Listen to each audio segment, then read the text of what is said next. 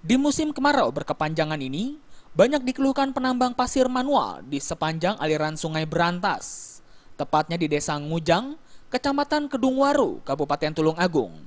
Sebab dengan musim kemarau ini, debit air menjadi surut, sehingga aliran pasir di dalamnya menjadi berkurang. Untuk mendapatkan pasir kualitas bagus, para penambang pasir harus menyelam sungai hingga kedalaman 3 meter dari permukaan air.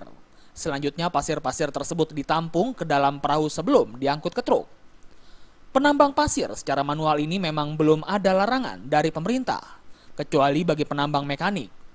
Menurut ramalan, setiap musim kemarau penghasilan penambang pasir dapat dipastikan menurun jika dibandingkan dengan musim hujan, yang biasa rata-rata bisa menghasilkan 2-3 rit, kini hanya 5 hingga 6 perahu kecil, atau sekitar 1 rit. Seluruh pertambangan itu tanpa izin dilarang. Tapi ini masih tetap berlangsung, Pak, ya? Tapi tetap berlangsung karena rakyat membutuhkan.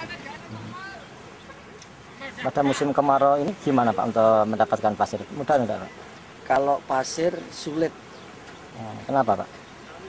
karena sungainya dangkal dan mungkin tidak alirannya itu kurang deras. Saat ini, setiap penambang pasir hanya berpenghasilan sekitar 300-an ribu dan dibagi antara 5 hingga 6 orang. Para penambang ini berharap dalam waktu dekat segera turun hujan, sehingga pasir kembali melimpah dan penghasilan pun menjadi bertambah. Dari Tulung Agung, Jawa Timur, Khairul Abadi melaporkan.